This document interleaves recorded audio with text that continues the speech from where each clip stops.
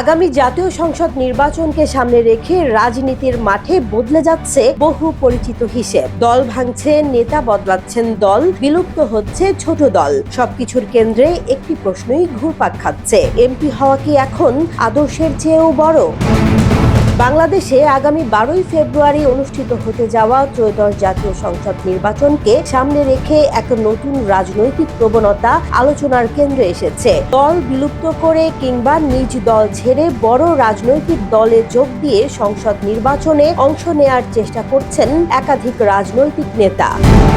বড় দলে যোগ দিয়েই মনোনয়ন পাওয়া এসব ঘটনাকে অনেকেই দেখছেন এমপি হওয়ার মরিয়া চেষ্টা হিসেবে। আবার কেউ কেউ বলছেন নির্বাচনের বাস্তবতায় এটি কেবল একটি রাজনৈতিক কৌশল। তবে নীতি ও আদর্শকে একপাশে রেখে যে কোনো মূল্যে সংসদে যাওয়ার এই চর্চা কতটা নৈতিক সে প্রশ্ন উঠছেই।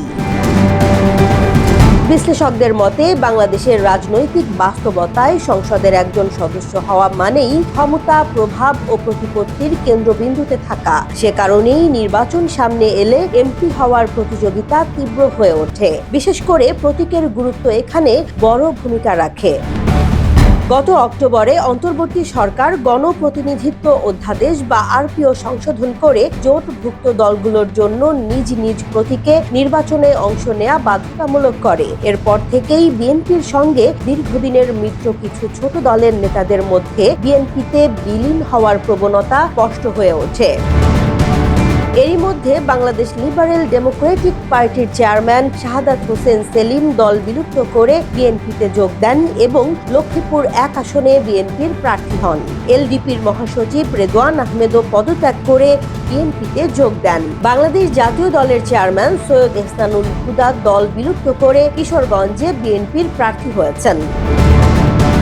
এছাড়া এনপিপির চেয়ারম্যান ফরিদুজ্জামান ফরহাদ ও এনডিএম এর চেয়ারম্যান ববি হাজ্জাজ নিজ দল ছেড়ে বিএনপিতে যোগ দিয়ে যথাক্রমে নড়াইল 2 ও ঢাকা 13 আসনে নির্বাচন করছেন। ববি হাজ্জাজ নিজেই এটিকে রাজনৈতিক কৌশল বলে উল্লেখ করেছেন।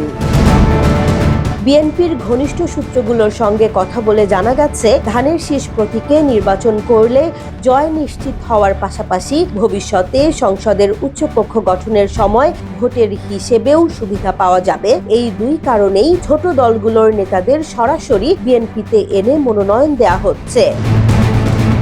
তবে জোটে থেকেও নিজ দলীয় প্রতীকে নির্বাচন করতে চান গণসংহতি আন্দোলনের জোনায়েদ সাকি, বিপ্লবী ওয়ার্কার্স পার্টির সাইফুল হক ও নাগরিক ঐক্যের মাহমুদুর রহমান মান্না।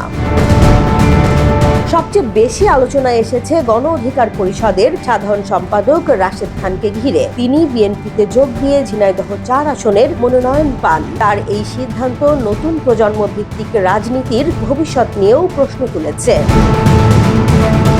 রাজনৈতিক বিশ্লেষক মহিউদ্দিন আহমেদ বলছেন, ছোট দলগুলোর নিজেদের ওপর আস্থা নেই বলেই তারা দল বিলুপ্ত করে বড় দলে যাচ্ছে। অন্যদিকে ঢাকা বিশ্ববিদ্যালয়ের শিক্ষক মোহাম্মদ মুজিবুর রহমান মনে করছেন, নির্বাচন কমিশনের নীতিগত দুর্বলতার কারণেই বহুদলীয় গণতন্ত্র হোঁচট খাচ্ছে। সব মিলিয়ে প্রশ্নটা থেকেই যায়, এমপি হওয়া কি এখন আদর্শের চেয়ে বড় হয়ে উঠেছে, নাকি প্রতীক নির্ভর নির্বাচনী বাস্তবতায় রাজনীতির ভাষাই বদলে যাচ্ছে? এই বিতর্কের উত্তর দেবে সময় আর ভোটের রায়। জেসমিন জাহান, নিউজ ডেস্ক, জনবাণী।